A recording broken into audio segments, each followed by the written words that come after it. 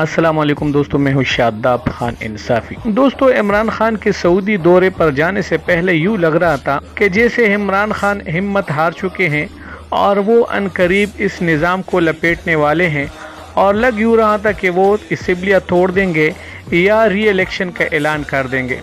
دوستو، ملک کے بڑے بڑے دانشور اور صحافی اس بات پر متفق تھے کہ عمران خان اب مزید نہیں چل سکتا اور وہ اس نظام سے دل برداشتہ ہو گئے ہیں۔ دوستو، میرا خود بھی یہی خیال تھا کہ اب عمران خان مزید نہیں چل سکتا۔ عمران خان یا تو یہ نظام بدل دے یا پھر وہ اس نظام سے الگ ہو جائے۔ دوستو، عمران خان کا دورہ سعودیہ روحانی اور سیاسی اعتبار سے انتہائی اہم تھا۔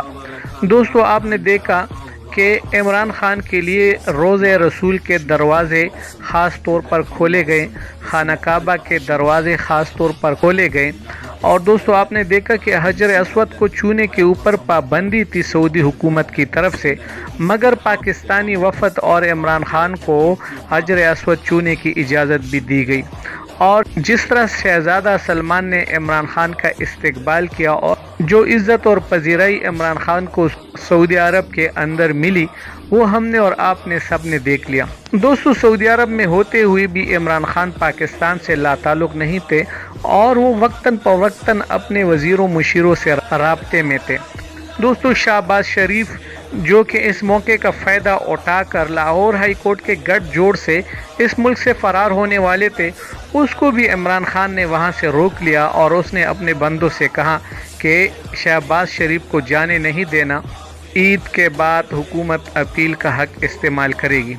دوستو، شہباز شریف کا جانا اور عدالت کا یہ کہنا کہ شہباز شریف انوسنٹ ہے اور اس کا کوئی قصور نہیں ہے، تو دوستو حکومت نے اس بارے میں میڈیا میں بہت سارے انفارمیشن بھی شیئر کر دی ہیں کہ شہباز شریف نے کتنے کرپشن کی ہوئی ہے۔ دوستو، سب سے بڑی بات یہ ہے کہ شہباز شریف نواز شریف کا گارنٹر ہے، اور بجائے یہ کہ وہ نواز شریف کو لے کر یہاں آ جائے، یہ خود بھاگ کر نواز شریف کے پاس جا رہا ہے۔ دوستو، وہاں پر موجود پاکستانی کمیونٹی کو مخاطب کرتے ہوئے عمران خان نے کہا کہ پاکستان فیصلہ کن موڑ میں داخل ہو چکا ہے، وہ کسی صورت ہار نہیں مانیں گے اور وہ ان چوروں، لٹیروں اور ڈاکو کو انجام تک پہنچا کر ہی رہیں گے۔ عمران خان کی باڈی لینگویج سے یہ پتہ چلا کہ ہم سب لوگوں کا تاثر غلط تھا۔ حکومت اندر سے بہت زیادہ مضبوط ہے، حکومت جانے کا فی الحال کوئی امکان نہیں ہے، اور لگتا یہی ہے کہ عمران خان اپنے 5 سال پورے کر دیں گے، اور اگر عمران خان اپنے 5 سال پورے نہ بھی کر سکا اور الیکشن قبل از وقت ہوا تو عمران خان دوبارہ جیت کر آ جائیں گے۔